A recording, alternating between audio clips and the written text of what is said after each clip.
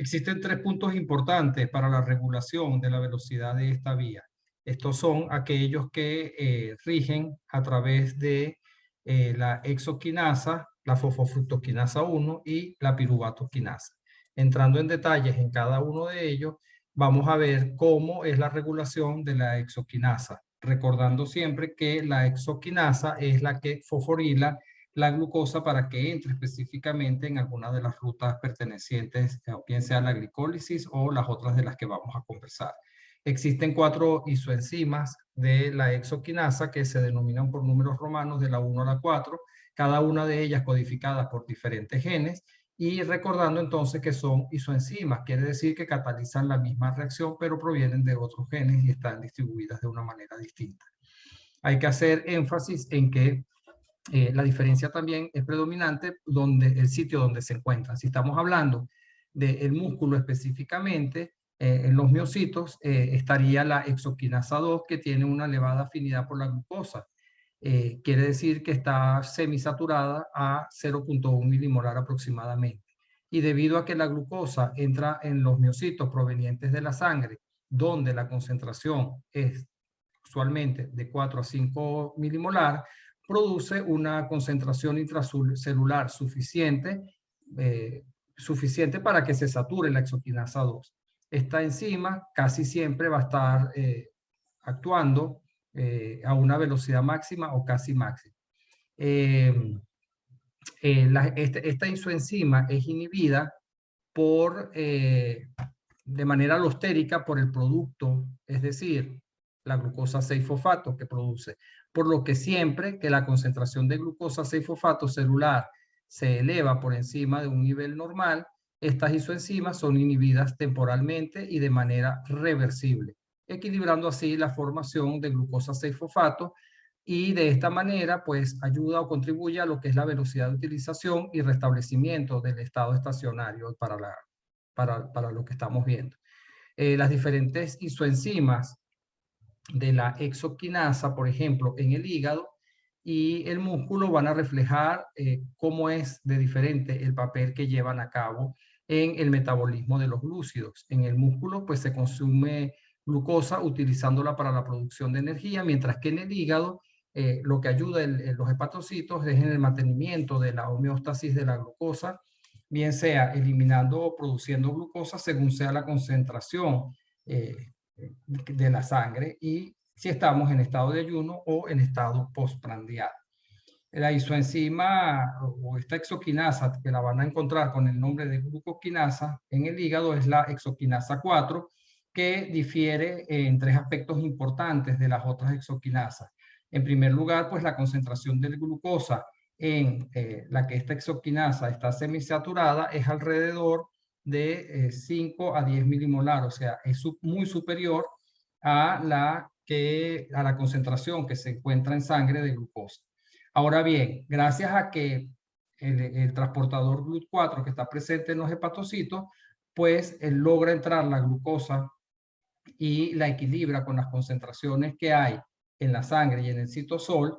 Esta elevada Km que presenta esta glucoquinasa permite una regulación directa justamente por el nivel de glucosa en sangre que haya. Es decir, que cuando la concentración de glucosa en la sangre es alta, lo que suele suceder después que comemos, específicamente cuando comemos glúcidos, esa glucosa sanguínea es transportada hasta los hepatocitos, en donde esta glucoquinasa la convierte en glucosa 6-fosfato.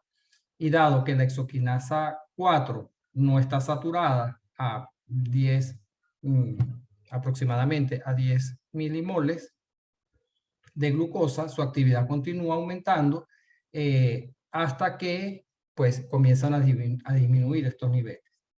Otra de las cosas es que la glucoquinasa está sujeta a una inhibición muy diferente a la isoenzima que está presente en el músculo. Es así como esta está inhibida no por la glucosa 6-fosfato, que es su producto, sino que contribuye a su inhibición la fructosa 1,6, la fructosa 6-fosfato. Además, esta es inducible o sea, su producción es inducible, bien sea por la insulina o para que se lleve a cabo la transcripción de su gen. Ahora bien, ¿cómo es esa regulación? Como está sujeta a esa unión, la unión es mucho más fuerte en presencia de un efector alostérico. ¿Qué quiero decir con esto? Hay una proteína reguladora específica en el hígado y esa proteína, la unión es mucho más fuerte cuando hay presencia de fructosa 6-fosfato. Es decir, que quien contribuye a esa inhibición es la fructosa 6-fosfato, que va a ser el modulador alostérico de la proteína reguladora. La glucosa o la fructosa 6-fosfato se une y produce la disociación de la proteína reguladora exoquinasa, eliminando la inhibición. ¿Ok? Entonces, ¿qué es lo que sucede aquí? Inmediatamente después de una comida rica en glúcidos, cuando la glucosa sanguínea es bastante elevada, esta glucosa que entra al hepatocito, como les había comentado, a través de GLUT2, activa la exoquinasa mediante ese mecanismo de competencia.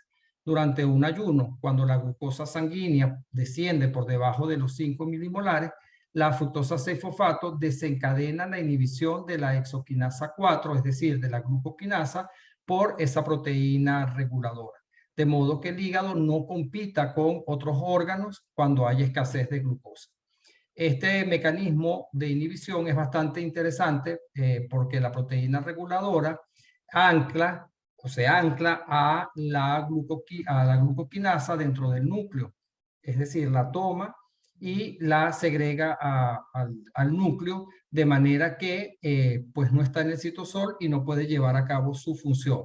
Cuando aumentan las concentraciones de glucosa en la célula, esta equilibra con la glucosa del núcleo por transporte a través de poros nucleares para que llegue hasta allí la glucosa.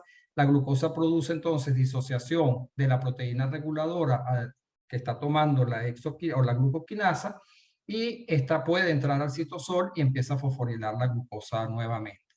Otra de las cosas es que no es inhibida por la glucosa 6-fosfato como les había mencionado, y en esta lámina lo que podemos observar es eso, cómo se recluta hasta el núcleo y luego pues se vuelve a activar, vuelve a salir y continúa la ruta metabólica predominante.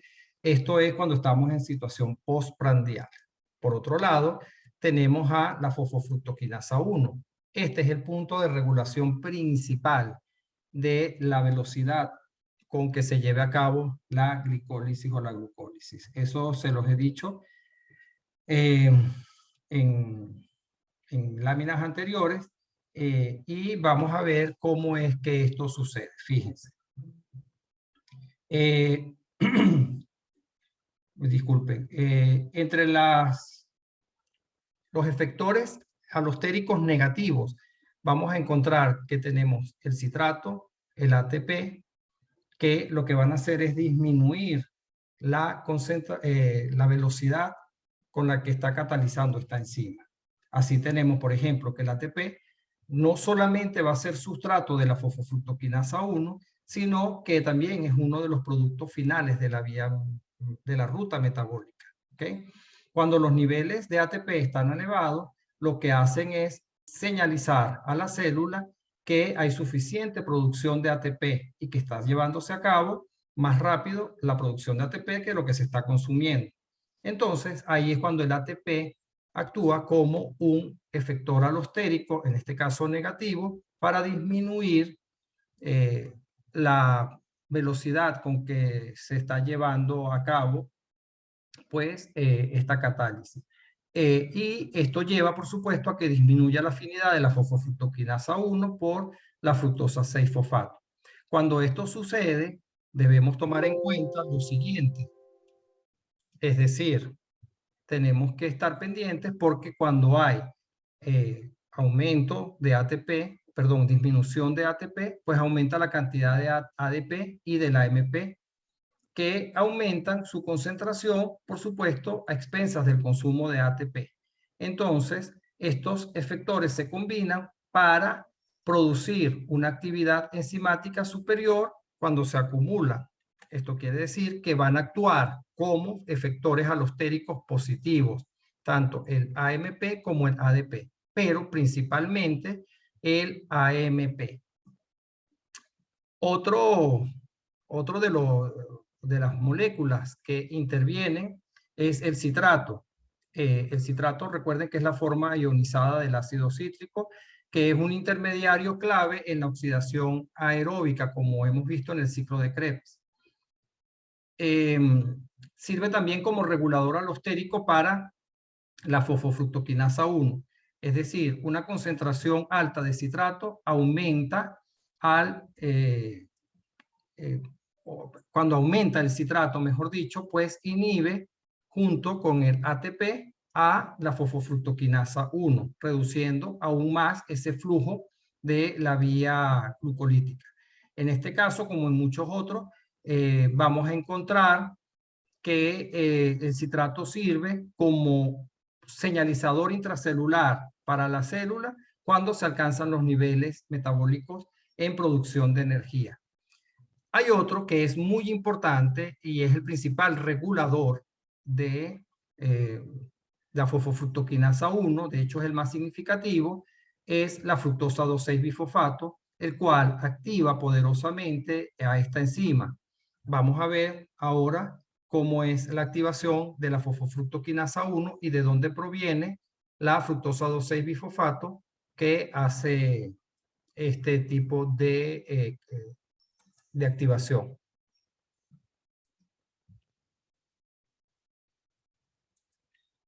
Y aquí lo tenemos. Fíjense, como escribí aquí a lo último, solamente para que ustedes, para que nos centremos en lo que sucede, esta molécula de fructosa 2,6-bifosfato se produce por la acción catalítica de otra molécula, de otra enzima llamada fosfofructoquinasa 2 o enzima dual. No pertenece a la ruta de la glicólisis, pero es quien produce la cantidad suficiente de fructosa 2,6-bifosfato. Esta fosfofructoquinasa 2 es una enzima dual porque tiene una parte que actúa como quinasa y otra parte que actúa como fosfatasa. Y va a depender principalmente de su fosforilación o de la desfosforilación de esta enzima.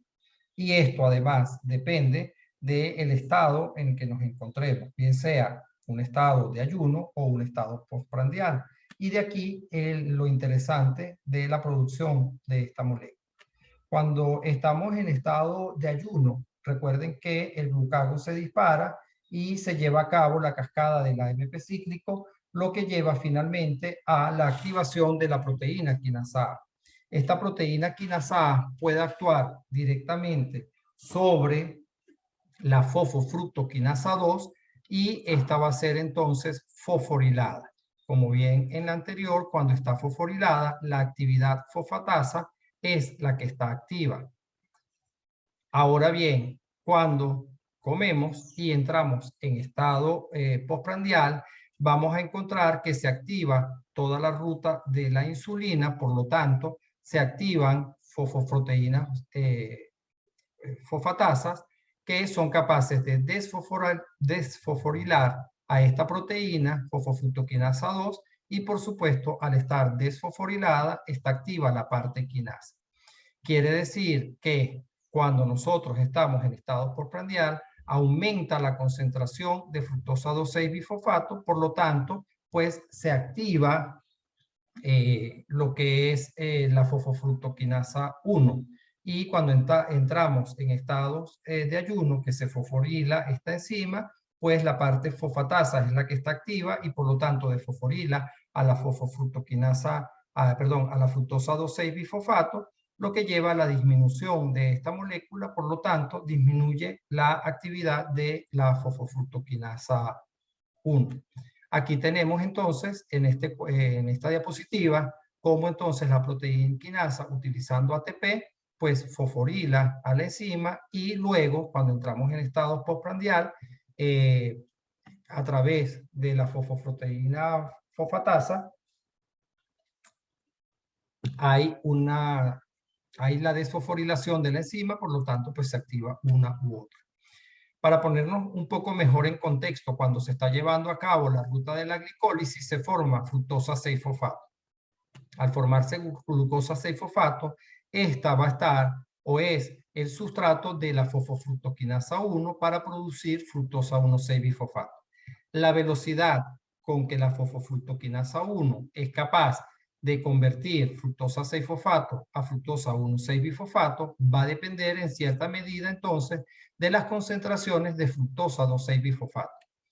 Esta molécula de fructosa 6-fosfato, como les decía, es el sustrato de la fosfofructoquinasa 1, pero cuando se está produciendo en suficiente cantidad también va a ser sustrato de la enzima dual o fosfofructoquinasa 2, que va a estar en este contexto desfosforilada, por lo tanto va a estar activa la parte quinasa y su sustrato también va a ser la fructosa 6-fosfato, que la va a convertir finalmente en fructosa 2,6-bifosfato, que va a ser la encargada de acelerar la catálisis que lleva a cabo la fosfofructoquinasa 1. Por el contrario, cuando disminuye la concentración de fructosa 6-fosfato porque entramos en estado de ayuno, pues se activan, recuerden ustedes, la parte fosfatasa, por lo tanto, la fructosa 2,6-bifosfato que ha sido formada va a ser sustrato de esta parte de la enzima y la transforma de fructosa 2,6-bifosfato a fructosa 6-fosfato, disminuyendo la concentración de esta molécula, por lo tanto disminuye la velocidad de catálisis de la fosfofructoquinasa 1. Ahora, entendido esto, continuamos con la piruvatoquinasa, que es otro de los puntos específicos de regulación de la vía glicolítica. En la piruvatoquinasa, por lo menos hay 3 isoenzimas de piruvatoquinasa que se diferencian principalmente en la distribución tisular en la que se encuentra y también van a ser un poco distintas en su regulación. Concentraciones elevadas de ATP, por ejemplo, de acetil-CoA y de ácidos grasos de cadena larga, que vamos a ver más adelante de dónde provienen estos específicamente, inhiben alostéricamente a esta enzima, todas estas enzimas del piruvato. Siempre que hay suficiente ATP, suficiente acetil-CoA, todas las isoenzimas pertenecientes a la piruvatoquinasa van a ser inhibidas. Ahora, en la isoenzima que se encuentra en el tejido hepático, que se le denomina que tiene una forma L, pero no la que está a nivel muscular, que se le denomina forma M, está sujeta a la regulación adicional por fosforilación.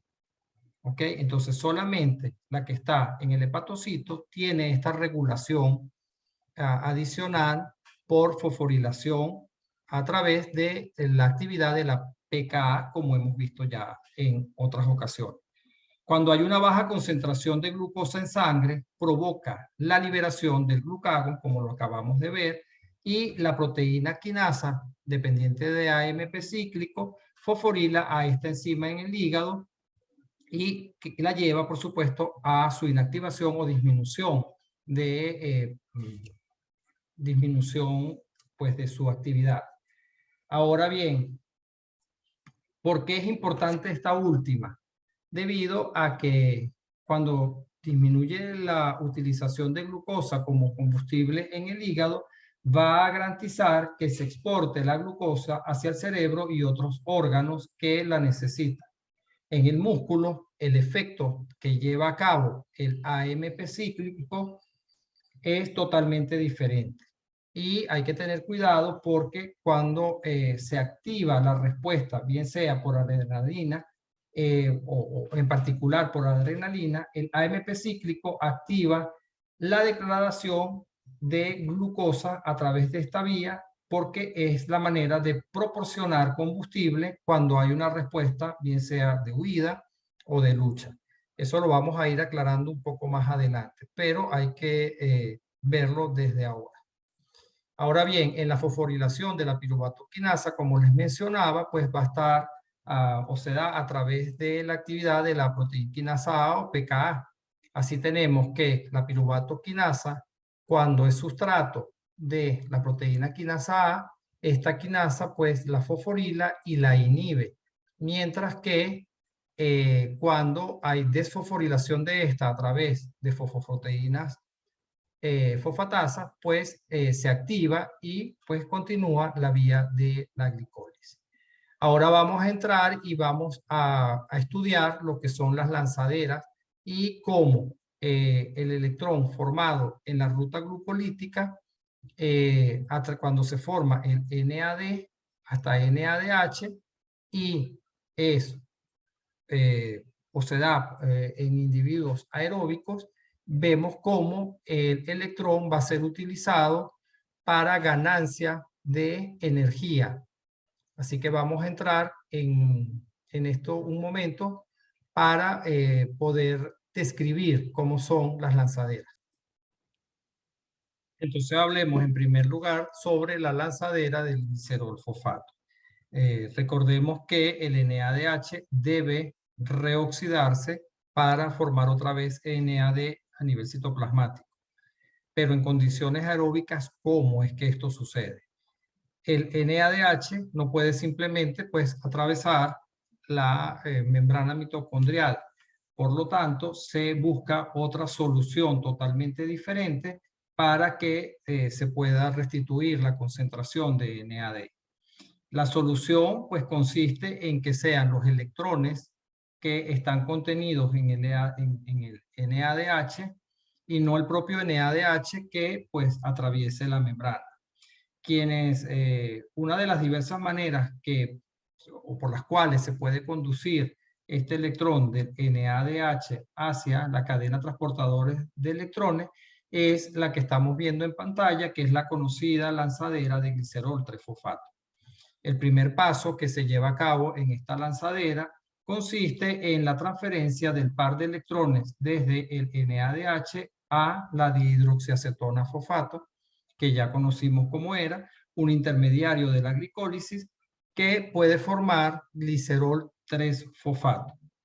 Esta reacción está catalizada por la glicerol 3-fosfato deshidrogenasa citoplasmática o citosólica y el glicerol 3-fosfato se reoxida a dihidroxiacetona fosfato en la cara externa de la membrana interna mitocondrial mediante una enzima de glicerol 3-fosfato deshidrogenasa que está unida aquí a la membrana. Un par de estos electrones del glicerol 3-fosfato se transfieren al grupo prostético del FAD, de esta enzima que contiene el FAD, para formar FADH2. Esta reacción también genera dihidroxiacetona fosfato. ¿Ok? La flavina reducida, entonces, en este caso, pues transfiere sus electrones al transportador de electrones Q, que se incorpora en la cadena respiratoria en forma de QH2. Cuando la cadena respiratoria reoxida el NADH citoplasmático transportado por la lanzadera del glicerol 3-fosfato, se forman a través de esta aproximadamente 1.5 moléculas de ATP. Entonces, el rendimiento a través de acá es menor, pero como vemos, entonces se utiliza para la formación de ATP y además la restitución de las concentraciones de NAD. La utilización de este FAD pues permite que estos electrones citosólicos sean transportados hacia las mitocondrias, incluso en contra de un gradiente de concentración de NADH. Ahora hablemos de la lanzadera del malato aspartato. Entonces, esta lanzadera pues es un poco, o utiliza, o tiene la intervención de 2 transportadores de membrana y 4 enzimas, a diferencia de la otra. Los electrones se transfieren desde el NADH del citoplasma al oxaloacetato, formando malato. Este malato atraviesa la membrana interna mitocondrial intercambiándose por alfa-cetoglutarato para posteriormente reoxidarse por el NAD de la matriz y generar NADH dentro de la matriz mitocondrial. Una reacción que es catalizada por la enzima del ciclo de Krebs o del ciclo del ácido cítrico llamada malato deshidrogenasa. El oxaloacetato resultante no puede atravesar, este oxaloacetato no puede atravesar directamente la membrana interna mitocondrial, por lo que se necesita una reacción de transaminación, esa la vamos a ver también más adelante, que forma finalmente aspartato. ¿Ok? Como pueden ver acá. Que este aspartato sí puede ser transportado hacia el lado citoplasmático, intercambiándose por glutamato. Este glutamato cede un grupo amino al oxaloacetato, ¿ok? Formando aspartato y alfa-cetoglutarato. Eso es lo que sucede acá. En el citoplasma, el aspartato se va a desaminar y vuelve a originar oxaloacetato, con lo que vuelve a comenzar el ciclo. Y de esta manera, entonces, se garantiza la llegada y no la pérdida de estos electrones desde la formación del NADH en la glicólisis hasta la formación de ATP. Muchísimas gracias por su atención. En la próxima clase, pues, continuaremos con lo que son las otras rutas metabólicas relacionadas con la glucosa.